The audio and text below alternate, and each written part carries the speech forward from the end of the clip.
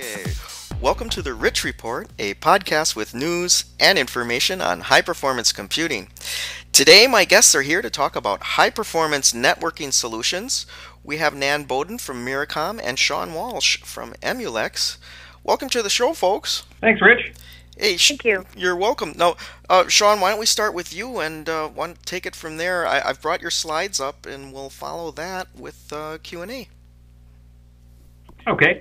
So just a little bit of a preamble and intro here on slide one. So Emulex has been in the Ethernet market now for about 4 years, and glad to say we've moved to number 2 in overall revenue and number 1 in port shipments. But one of the things we've learned in this market is there's a lot of segments to it, and that there is expertise required to be a leader in each of those segments. And that's really what the partnership we're going to talk about today is looking at one of those key segments, which is high-performance networking. And we looked for a partner that could help us bring the right expertise into that, and we found that partner in Myricom. And I'm going to hand it over to Nan to give you a little background on Myricom. Thank you. Myricom's been in the high-performance networking business since 1994. We've been innovators in particularly low-latency communication and being able to achieve very high-performance application performance with using networking. And so we've been in the networking business for a long time, but more in the high-end performance niche. And as we've come into Ethernet for the 10 gigabit Ethernet market, we've been very excited to be able to work with a partner like Emulex to bring that kind of HPC technique, high-performance networking expertise into a much broader Ethernet market. So with that, let's go ahead and jump to slide 2. And we'll talk a little bit about how we see this evolving in the market. So this is a high-level overview of where Emulex sees the data center going over the next 4 years. And it's really broken into 3 key bands. First is, what do we see happening at the application and the data level, which is the top band you see here. Next is, what is going on at the networking and the data center infrastructure side. And then the bottom part here is what's happening with storage. So on the application side, we're really seeing a transition in really moving to where you have to understand not just the application, but how and where the application is running. So if you look at the traditional data center, you have a one-to-one relationship between your application and your data. As we move into cloud and hybrid environments, now where the data is located for the application is a critical part to the performance of the application. And as we move forward into public cloud environments where you're dealing with platform as a service and software as a service, you've got different latency concerns and different delivery concerns because now you don't know what the device is anymore. So the application not only has to be smart enough to know how to run itself, it has to know where is it being hosted and what type of device is it being delivered to. And those requirements of applications trickle down into the infrastructure, and they trickle down into the storage infrastructure that supports those. So in this middle layer, you can see on the far left, we have SANs, high-performance networking, and LANs as the 3 core networks moving into the virtual data center. We've started to see network convergence take off in the market. We have seen the correlation between LAN and SAN in the Blade market and in the x86 server market. We're starting to see that move into the Unix markets. But one of the segments that has still been kind of on its own has been the high-performance computing. And we're starting to see that come together as we start looking into 2013 and 14. And what's driving that is some new technology called RDMA over Ethernet. And this technology allows us to then change the delivery of applications and the networking that supports those applications. So it becomes more predictable, the quality of service is higher, the performance is higher, and most importantly, it allows you to control the intelligence of how that network is working together. And Nan will talk about that as we look at some of the products. And then the last piece of this is as we move into a more cloud-centric world, as we get into software-defined networks and overlay networks, we're dealing with an infrastructure that needs to be dynamic, needs to be smart, and it needs to be able to change its personality depending upon the delivery device and the location of the driving application. And one of the biggest changes is the growth from the traditional big disk array to distributed caching with flash and SAN, or distributed DAS on servers, for providing very, very low latency delivery of data to those applications. And again, this latency part comes up, where as you improve that one portion of the infrastructure, you have to improve it across all of them in order to make sure you have consistent delivery. And then the last is the growth of big data. According to our friends at IDC, the storage universe was about 1.7 zettabytes, which is 10 to the 21st, and I did have to go to Wikipedia and look that up. And they expect that over the next 3 years to grow to 8 zettabytes, or almost triple. And 90% of that data, they believe, is going to be video and search and phone and contact and text type data that is going to be sorted, served, and sifted by Hadoop and these other big data environments. And again, now you're dealing with a market where consistency of delivery for storage and application are a key part of the networking infrastructure. So obviously, as we look at this, one of the key components was having the right technology to meet all of these attributes of the vision of the future. So let's jump to slide 3. As is the case with most of these, we've talked to the analyst community, and we've said, hey, where is this market going? And when you look at the high-performance networking market, and we're looking just at the host connect portion of it here, we see that overall market growing at about 34% compound annual growth rate. And it's sort of interesting. If you go back to like the year 2000, the market was sort of 20% custom networks, where Myricom was with Myrinet and Quadranet and all those things, and then a bunch of 1 gigabit Ethernet. And then over that decade, it shifted to where it was about 20% Ethernet and about 80% InfiniBand.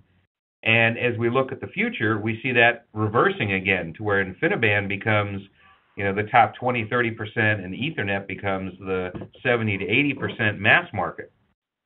And there's 3 reasons for this. Again, it goes back to look at all those networks in our vision of the future. They're all IP driven because that's how the cloud and hybrid cloud and data centers are going. Number 2, we're putting technology in place with RDMA over Ethernet that closes the performance gap between traditional Ethernet delivery and high-performance networking Ethernet. And as we move towards bypass stack technology that Myricom provides, we now have the ability to move around that IP stack and truly optimize the delivery both at a software application level and at a hardware acceleration level.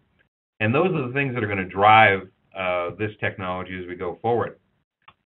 So as we jump to slide 4, that's really the crux of this partnership, is bringing together the Emulex roadmap for high-performance networking. So obviously today we're shipping 10 gigabit Ethernet, but it doesn't have the RDMA technology. So we're going to start in this market with the RDMA technology provided by Myricom. We're going to jointly partner together at 40 and 100 gig, and obviously next-gen 10 gig, to have a common hardware platform that we can share with the Myricom software. And I'm going to let Nan sort of jump in here and talk a little bit about the fast stack technology and how that really accelerates applications. All right, thank you, Shaun. So the fast stack umbrella of software, as Shaun says, runs on hardware platforms that have the right hooks in them. And we're very excited about this partnership, and that Emulex's hardware platforms are increasingly aware of and enabling low latency and other high-performance networking characteristics on which we need to build our software stacks to be able to do the kind of OS bypass and other application-specific performance metrics that allows us to produce more competitive high-performance networking. So working together with Emulex, we come up with a much better platform, overall platform of hardware plus software to be able to go after a number of vertical markets, but also to leverage just the very high-performance TCP and UDP stacks that Myricom's been innovating for several years. So going to slide 5, What you see there is the example of Myricom's present hardware platform, which is adapters, a single port 10 gigabit Ethernet adapter on the left and a dual port on the right. And Myricom looks at these hardware adapters as a platform for delivering a solution, oftentimes with loading a special piece of software, the software underneath this FastStack umbrella. So slide 6 gives a listing of several of the software packages that are underneath this FastStack brand, 3 of them for 3 different markets. And so the first one listed here is FastStack DVL, which is a software package that runs on the hardware adapters you saw on the prior slide, but it turns those hardware adapters from a standard 10 gigabit Ethernet adapter to a very high-performance, low-latency device. And so the latency and the low jitter around that latency is a key metric for the financial trading market.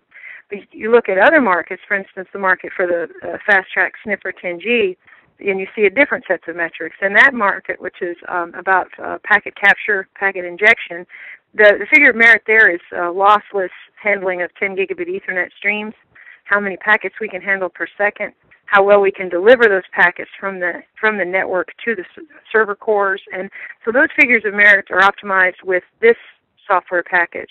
You look at another market, the video pump market, and that's targeted at IPTV and video streaming. In that market, the metrics that matter are traffic pacing, the ability to handle many, many streams efficiently simultaneously, and to be able to help optimize the overall infrastructure in terms of how the communication is distributed throughout very large server farms by optimizing very high-performance TCP and UDP. So these different software packages all run under this FastStack software umbrella and on a common hardware platform, both in the near term on Myricom's hardware and the long term with Emulex hardware. All right. So one of the other things that we wanted to also highlight is, why do we think this transition is happening? I mean, obviously we sell this stuff, so we have a certain bias here. But when you look at why we think RDMA is going to take over or RDMA over Ethernet will take over versus InfiniBand in the high-performance networking arena, if you look at slide 7, these are the big reasons. Number one is better network operations. Having a single Ethernet infrastructure that you can manage, same management team, same management tools, you can leverage what's already there, and you don't have to have a second network, a second set of management, a second set of service contracts, second set of FRUs in the data center. All of these things add to the cost of operations. The second is application performance. As Nan talked about, some of those micro benchmarks she uses the term hero numbers, which I love, because we quote those on the fiber channel IOPS side, where we go, we can do 1.2 million IOPS. But the simple facts of life is that no one ever uses it. Okay, it's what's my end-to-end performance when I run Oracle 11G, or SQL 12, and that's where the bypass kernel stack or the FastStack technology focuses. So as we continue to close the performance gaps, the deltas between what InfiniBand can deliver and what Ethernet with RDMA can deliver become basically unmeasurable. The other big part is the global ecosystem. With InfiniBand, it's really down to one vendor, and that's Mellanox. And you're just not going to get the economies of scale in the market. And when you start talking about 5,000 servers with 2 to 4 ports, the price of optics and cables matter. The complexity of managing those systems matter. Having multiple switching options to drive your cost of infrastructure matter. And then from an industry roadmap perspective, having Emulex and Intel and Broadcom and QLogic and Cisco and Juniper and all the other players that are driving the industry roadmap are what are going to make IT shops feel secure in picking this as a technology. So when you start looking at this, it's not just about whether you buy into our specific vision of the world, it's what the industry is doing. And then the last slide on slide 8 really just kind of sums up where we're going with this. We're going to start with the Myricom hardware and software platform. and Emulex is going to provide some channel expansion to start with. We're going to continue to partner on vertical solutions that look at different applications for the cloud and other environments. And together we're going to build a new product portfolio that will move into 40 gig and 100 gig. And with that, our goals are real simple. Continue to learn about the applications in the market, leverage our joint skill sets, and use these to lead the market and become #1 in overall Ethernet next year. And with that, Rich, I'll turn it back over to you for questions. Well, thanks, Shaun. I was just going to ask you about time to delivery, and it sounds like will we be seeing joint products and solutions next year sometime, or will it start much sooner than that? No, it'll be early next year. We're obviously launching these products now, so we don't want to introduce something 2 months later. But we'll be working with these products over the next year, and early next year you'll see a next round of innovation from both of our companies. And we've publicly stated before, obviously we're moving towards a 40 gig platform. We've announced one generation of our 40 gig products last year and did demos of that technology last year. So you'll see that continue to come out in product lines early next year from both of our companies. And question for you, Nan. I was listening really carefully, and you didn't use the term RoCE, which is the RDMA over Converged Ethernet. Is FastStack something different, or is it just another flavor? No, it's not RoCE. It's OS bypass. So in that sense, it's an implementation of RDMA, but it is not RoCE. I mean, we are not InfiniBand, which of course is at the core of RoCE, is not a protocol that we've seen as being really necessary to get to the low latency kind of performance that Myricom's been innovating for a long time. I mean, obviously InfiniBand has strong latency metrics, but Ethernet is very much catching up with that, and certainly, as Shaun said, has a much broader applicability than a specialty network like InfiniBand. I was going to say, Rich, I mean, you're right. There are a couple of competing technologies out there for delivering it, and that's one of the reasons we purposely picked the RDMA over Ethernet nomenclature for this discussion. Because we'll be able to support those as we go out there.